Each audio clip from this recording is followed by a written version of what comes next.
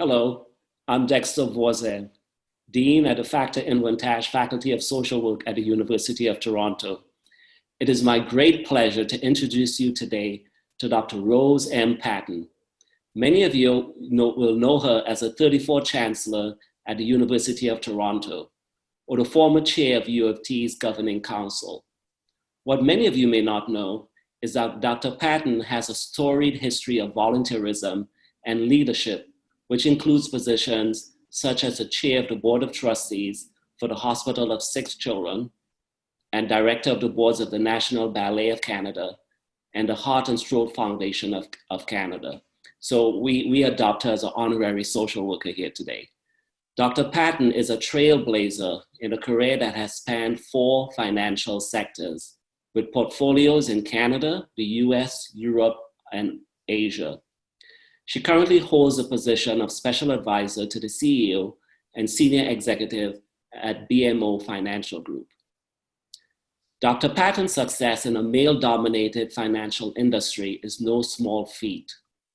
When she joined BMO in 1995, women held just 9% of the management roles. Just over 10 years later, thanks to the policies that she advocated for, that number rose to 40%. Dr. Patten is a true change agent. In 2009, U of T awarded Dr. Patten an honorary degree for her leadership as a role model for women executives in Canada banking, community volunteerism, and the service to the university. She's also held a number of other honors and awards. She's been inducted to the Hall of Fame of Canada's Top 100 Most Powerful Women, the YMCA's Women of Distinction Award for Corporate Leadership, and officer in the Order of Canada. I invited Dr. Patten today to speak to you, to address students entering social work, to inspire you to embrace your role as future leaders. Social workers provide valuable service at the intersection of multiple disciplines. And as our world grapples with 3 intersecting pandemics, we must recognize and embrace the leadership potential that is inherent in our profession more so than ever. Dr. Patten will speak for about 20 minutes, and then this will be followed by a Q&A session. If you click at the right bottom icon for your Q&A, you can answer your questions there, and we'll pose them to Dr. Patten. She's assured me that she's looking forward to engaging in a conversation with you, no questions barred. It is now my pleasure to turn things over to Dr. Rose M. Patten. Thank you, Dean Voisin, and this was a generous introduction, and I want to thank you for inviting me to be here. This is an exciting day. I think it's especially exciting because, it is a difficult time and a strange time for everyone, and getting the opportunity to connect with people in every way possible, I think is very important. So I had looked forward to this a great deal this morning. And let me say good morning to all of you, to our incoming MSW students and our incoming students in the Allied Master's Program. I extend a warm welcome on behalf of the entire University of Toronto. And let me also say to each of you, congratulations. Congratulations on your acceptance to graduate studies in the Faculty of Social Work and the wider U of T. Welcome and congratulations for it as well. Probably you're well aware that U of T is consistently ranked #1 in Canada and among the top 25 universities in the world. According to Times Higher Education, just last week, we ranked 18th globally and among public universities, 8th overall. The major global surveys also consistently show that our academic excellence extends across an extremely broad range of disciplines and professions. But the rankings tell only part of the story. Our values as an academic community are integral to our excellence as a whole. Our commitment to equity, diversity, and inclusion, and our engagement with the communities and the world around us. The Factor-Inwentash Faculty of Social Work is an especially wonderful example of this. Looking just at the developments over the past 12 months, it's clear that U of T social work is leading the way on so many important and urgent issues.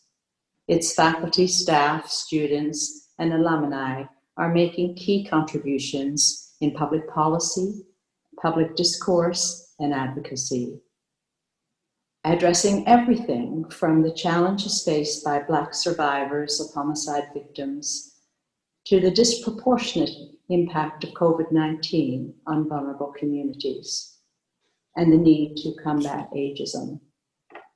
One of the joys of being Chancellor of U of T is the opportunity to meet leaders in virtually every field and to learn about their work. And nothing is more encouraging for me than to meet our emerging leaders, our students. You are so full of energy and creativity, and you're so determined to build a more just and compassionate world. And so I'm so pleased to see that the Faculty of Social Work is supporting your emerging leadership in various ways. And these include the new Student Leadership Fellowship Program and the faculty's very successful Alumni Mentorship Program. Now today, of course, our topic is leadership. It's a topic that's so near and dear to my heart and something I've worked at very intentionally and reflected on for decades. And now I'm preoccupied with examining the shifts that leaders need to make to be successful in addressing these constantly changing context of our environment, brought about by the continuous disruptions we face. For me, it was in 2010, 2011, around that time, and it was happening to be in the aftermath of the financial crisis, the financial services crisis broadly. So when leadership at that time came under great scrutiny, the crises had confirmed the inadequacies and the failures of leaders. And it was actually a common phenomenon all throughout sectors with scandals of different sorts, and not just the financial. So it was the spotlight on leadership, which was a wonderful thing to have happen, and it was necessary. Even though my paid career was in financial services, I had had parallel leadership roles, as the Dean mentioned, in other sectors and in other geographies. This enabled me to begin the study that I've been doing and in those challenges from even wider and broader perspectives. The journey has led to the crystallization of the leadership model that I will share with you today, as well as it led to the teaching that I do at Rotman School of Business and teach at the Bank of Montreal as well. And the combination of Rotman and students, and which are senior executives at BMO, total now over 1,000 individuals who have attended and graduated from the program. The model has been fully implemented, actually, at the bank for the development and succession of all senior leaders. I've observed over that time many other efforts everywhere to enhance the presence of leadership, and this is particularly true in the last number of years. I see it as very encouraging. It's become so top of mind, but we still have a long way to go. And now, here we are grappling with the current contextual changes which are impacting the quality of leadership even more profoundly. The COVID-19 pandemic. It has elicited many different, more or less effective examples of leadership. It has made it clear that leadership has never been more important, but it's also never been harder. Leadership is now being tested in a way unlike anything we've ever seen. And so it's a call to action. It's never been important either.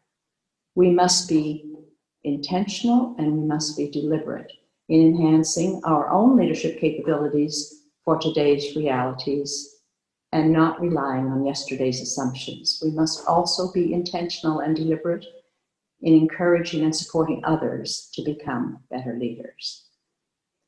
Through this time of my teaching and my advisory work with numerous CEOs, as I've come across different leaders at all levels, emerging leaders including, and I observe, I've codified about 4 general patterns in leadership. Those who are highly effective and continue to excel through all kinds of change and complexity. There are those who sustain and perform satisfactorily in general, and others who struggle and become, unfortunately, less relevant over time. And of course, we see an alarming number who do derail. My preoccupation has been the question of what is at play in variations in each of those situations.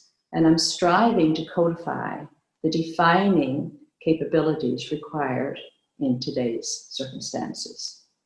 So when we examine the patterns, along with the significant disruptions and realities that we've been facing in our time, in our environment, we see that a new context for understanding leadership has emerged.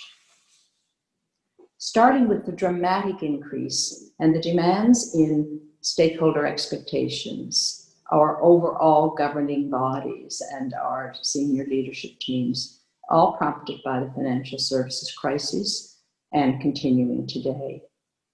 And whether that's coming from customers, from boards, from, in our case, governing councils, regulators, employees, the questions are of trust. Trust and talk of character are now common in many of our institutions as a measure of leadership. They're no longer silent qualities. We knew the process of digitalization had already been outpacing our leaders' ability to absorb change, and we've known this for some time and seen this. We know now that experience is showing that the hardest part of adapting to the revolutionary technologies such as artificial intelligence and all forms of digitalization is that the hardest thing is to engage and lead people. How you organize and structure work, how you adapt yourself, and how you mobilize people in that new world. COVID has greatly accelerated the digitalization of work and society, and it's forced us to keep pace. We see many encouraging examples of leadership as a result of this, but it'll be sustaining the adaptability and the agility that has come with this will be the bigger challenge. Well before this last decade, we had also been forewarned with reliable statistics and other indicators of the dramatically changing workplace, with multi-generations and multi-cultures blending. This is now a reality, bringing new expectations and new dynamics with it. Many leaders have underestimated this. They've underestimated the implications of adjusting to these converging generational and multicultural mindsets, and the expectations have changed. We now have a workforce with far greater emphasis on the balance between work-life, decisions that they make in work, and their own personal values and decisions. Mobilizing and inspiring people have become much harder. Clearly, we need a different paradigm for how to lead in today's context. And we know that COVID has brought with it even greater and still unknown implications for our leaders. What was highly valued and assumed about leading, and what has been represented by many people who have served as role models, is now shifting. Unfortunately, we do have evidence that the shifts are not being recognized well enough. Even leaders who've been successful can fall into the trap of repeating the tried and true. Heaven forbid, even let complacency creep in, and that all brings false confidence. The late David Foster Wallace told a wonderful story in a commencement speech at Kenyon College in Ohio, and that addresses this trap of complacency. And he said, there are those two young fish swimming along, and they happen to meet an older fish swimming the other way, who nods at them and says, "Morning, boys, how's the water?"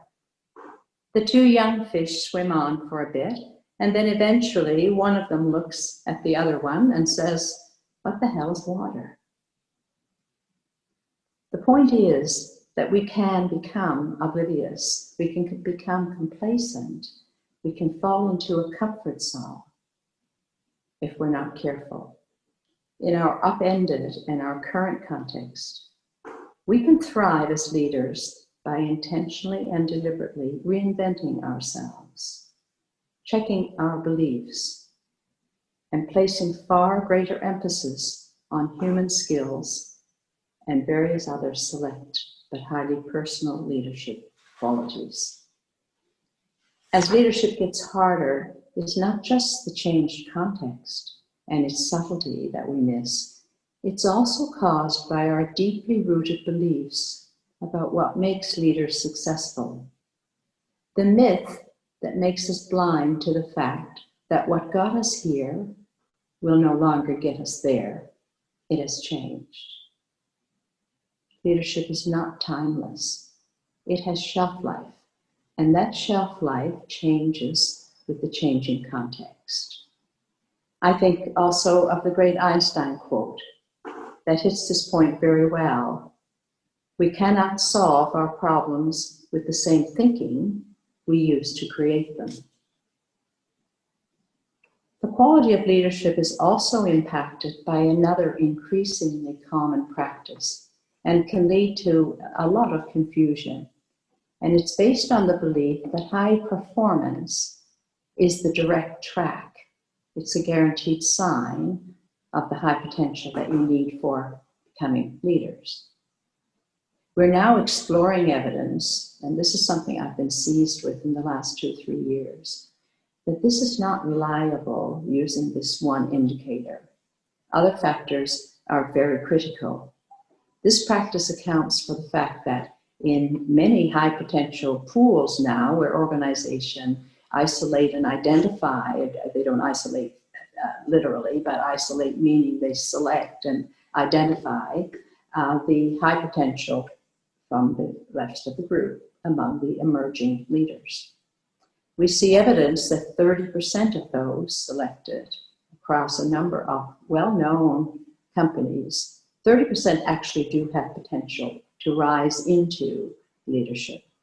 40% actually don't belong in the pool, and 30% are borderline. Now that sounds very dramatic, but it's been tracking consistently among companies. In fact, I would deviate here just for a moment to tell you, this is a practice that I've put in the bank quite a number of years ago, and we fell into the same trap as well, where of 500 identified leaders, we ended up having about 40%. It was just amazing how the numbers stayed consistent, and it came through with other companies as well. Another assumption and a belief that is somewhat flawed is that human skills will improve over time. They don't. They improve with feedback, self-awareness, adjustment, and practice. As again, Aristotle said, excellence is not a mere act, it's a habit. In other words, that I find helpful, we are what we do repeatedly. And I believe this to be true. We do have evidence that leadership can be learned. And once you've learned it, it must be continuously learned, reflected upon, and practiced deliberately. I believe the role models of the future will be those who have empathy very high on their list of priorities. Those who are open and adaptable and seek self-assessment and feedback. Those who care deeply about the impact they have on others. Those who question themselves, is their impact positive?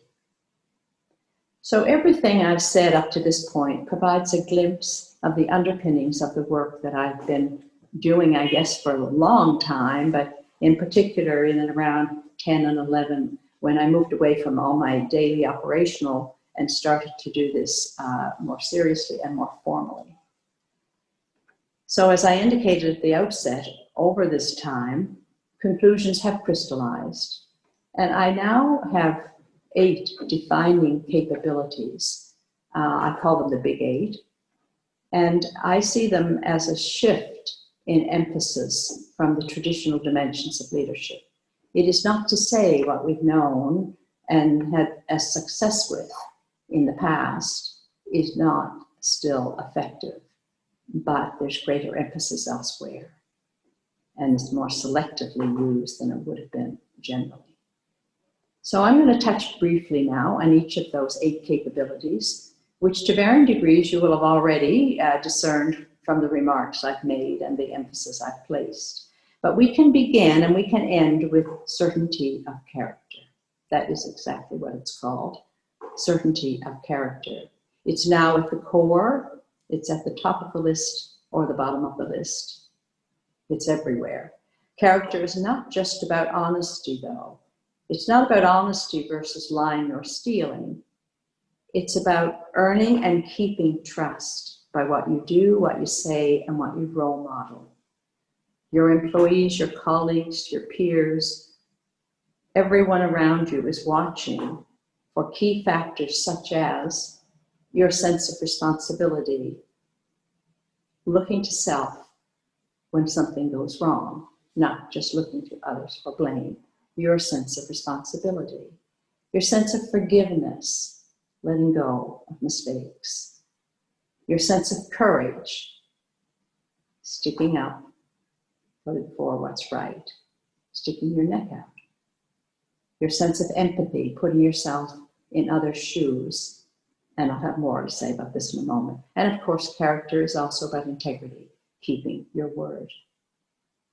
You've heard me refer to adaptability, given the times we're in. Many times I keep saying this, in fact, through my career. That's one of the questions I get asked if I had to pick one. Now I've picked 8, so they have to hear 8. But they would ask me if I picked one, what would it be? I've always had, even before I developed this, adaptability at the top of my list. For many years, I have stated this, and to this day, I'm constantly consistent about this. One of the things that limits our adaptability is our past success. We think we know the answers, and we're often in a hurry, so we just want to do what we did before. But that's a risky approach with no coherent foundation. It takes courage to think more carefully, to think differently, to break out, and to take the longer view, and those are qualities that are not as easy. Of course, we've heard a lot of what I've said about empathy, especially in the last few years. It's been gaining a little bit more voice, putting oneself in other people's shoes before reacting. It's a central part of emotional intelligence. And since COVID, we see evidence that the compassionate leader will rise, will be in greater demand. The poet Maya Angelou said the following: people will forget what you said, people will forget what you did, but people will never forget how you made them feel. And this is so very true. And now I'm so delighted because I see empathy being expressed in so many different ways with the connections I have and the people I deal with. In the military, I see it where, you expect the command and control environment to overshadow such skills. They don't. They're recognized and they're given a large voice. I see it in many different places. I spoke of the challenges of communicating now, communicating at this time where the multi-generations, the multi-cultures, the different expectations have all been upended to some extent. And how, therefore, do you inspire in that kind of a multiple environment? I call this contextual communication as being a necessary capability. Contextual because the onus is on the leader to not just craft the message, not just deliver the message, but to explain the why, to appeal to people's heart, not just their heads with logic. This is one of my very favorites. I have had so much success from leaders in the fact that they've adopted this and practiced it. And so the second thing is, I guess I would comment on that, is that people, they don't buy in always to just what you say, not to the when of the story or the strategy, but they do buy into the why. Why is it being done? Why does it matter? And to whom? Why appeals to feelings. And appealing to people in this manner does build that trust we talk about, that people are wanting, people are looking for. I call it sense-making. A leader's job is to define the reality, then define the path forward, and inspire through the why. The fifth is the capability of spirited collaboration. Collaboration, we all know, is intended for better outcomes, and that's a familiar one. But this has an important nuance. We all readily agree with the necessity of collaboration for better outcomes, better teams, across teams, up teams, down teams. The underlying issue is the nature of the communication. First of all, leaders often see collaboration as actually losing or giving away power, or projecting that they might not know everything, as per the traditional leader who believed, and I was one of those in early days, where you believe if you're a leader, it's up to you to know everything. Well, of course, it's not, and we all do learn that. Secondly, there's a tendency to settle on gaining consensus on the essence of collaboration. But that's why I've named this spirited collaboration, because census is very good, but it doesn't always get the best outcome. The concept of spirited collaboration ensures debate, it ensures dissent, and it ends with decisions. I call it the 3 Ds, and that's what we want to strive for by having this spirited. I mean, sometimes you see in academic settings, this more readily is visible, but it's not all through all our sectors. The sixth one is the strategic agility. It's a familiar one, and now you see more and more of it, but it's the critical capability among the 8. And even though these 8 capabilities have been developed now for some time, as I said, 1,000 leaders across the world have actually graduated from the program, but it's still there, and I've not changed. It's a bit different than adapting yourself, because adapting yourself are your own thoughts and your own actions, but strategic adaptability is a little different in an organization where you're trying to change a company's mission. Strategic agility is about letting go of the tried and true, and a willingness to let go of past models. I think now, we're forced to do this with all that's happening in our worlds, but it's about the willingness and the initiative and the intentionality of the leader that we're talking about. The last 2 defining capabilities, you might have guessed what they are. It's the theme of this. It's about reinventing yourself and developing others. And that shouldn't be surprising to you. Reinventing yourself, being intentional about being a leader. It won't happen just automatically. It won't happen just because it worked that way before. Being open-minded and adaptable, and above all, taking action. This requires being self-aware, constantly seeking and gaining feedback and making adjustments. There's now some research that's showing that being self-aware is hugely important. The leaders who are in fact self-aware are showing up to 4 times more success than leaders who are not. And the biggest obligation that leaders have is not just their own continuous development, is to pick and develop other leaders. Your legacy is your successor's own quality of leadership and their ability to sustain it.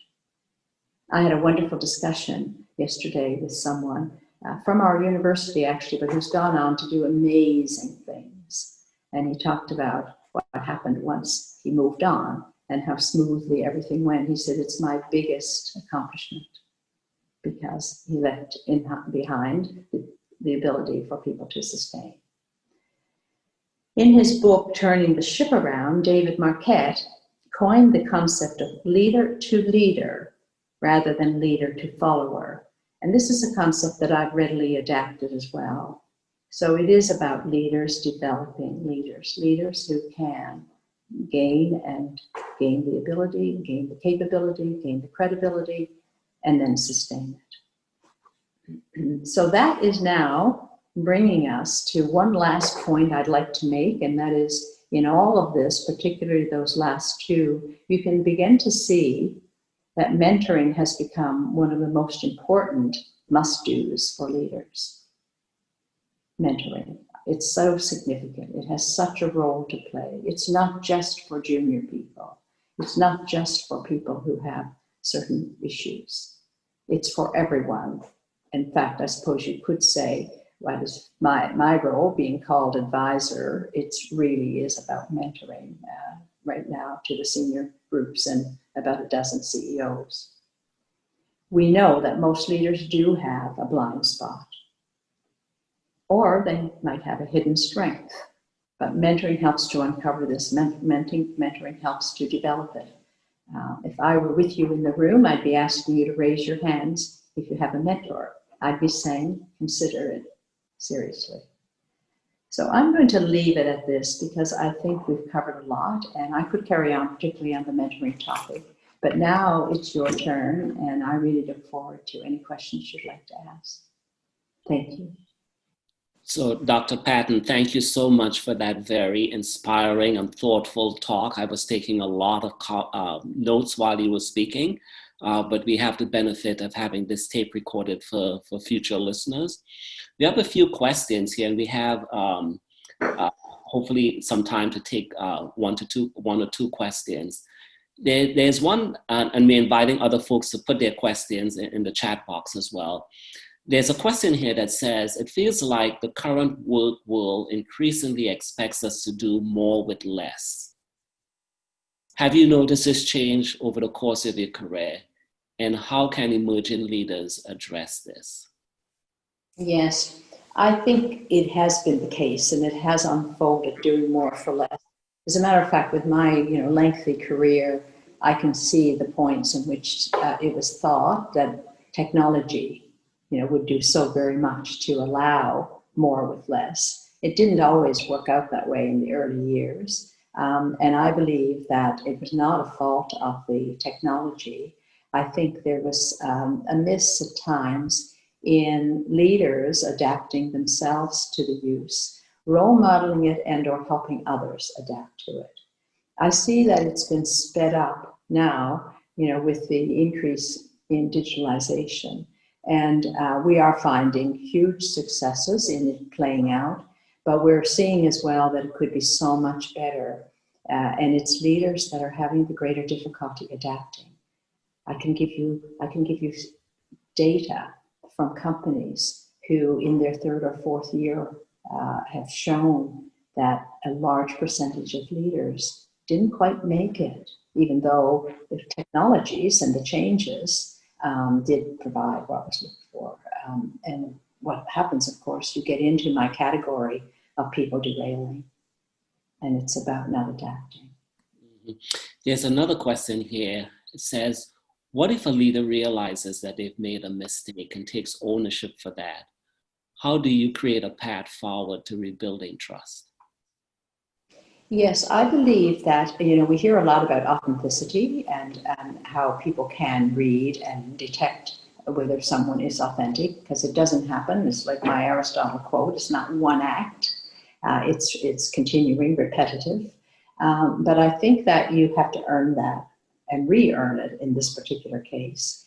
But it's about being authentic. People know, so you have so little choice if you really want to continue with the credibility that you desire, the trust you have to show in any number of ways, not just say an apology, not just a one-time act. You've got to earn that.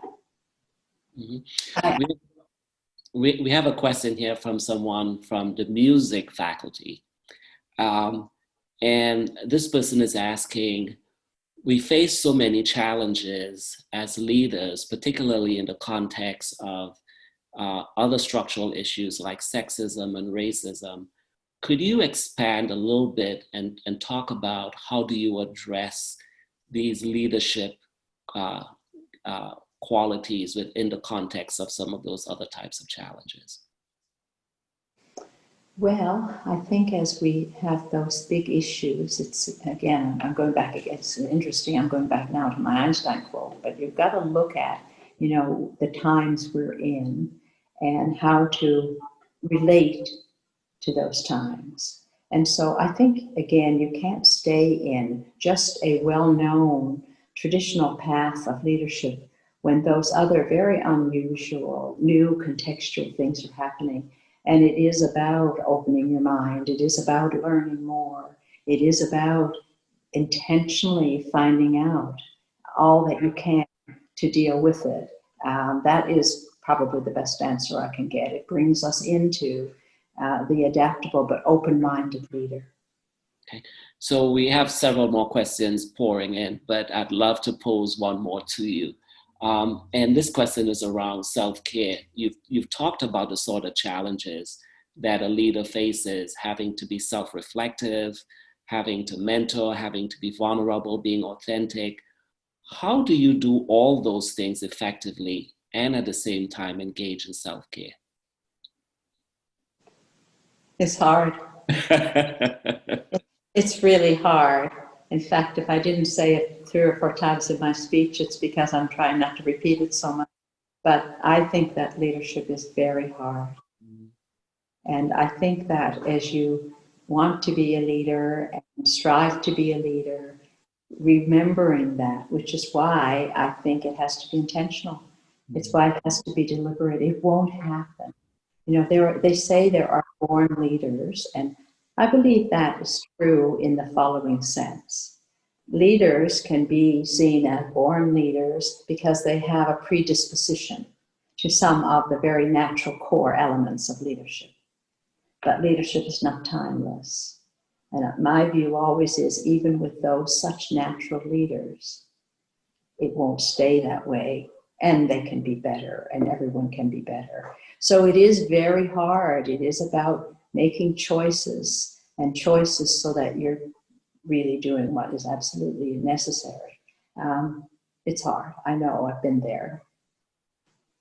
So Dr. Patten, on behalf of the faculty, the students, and all the other folks who are joining in from allied faculties, I'd like to just thank you for taking the time to chat with us today, to share your wisdom, your insights. And for those of you who have not yet participated in an FIFSW event or prior events, we want to encourage you to visit our website.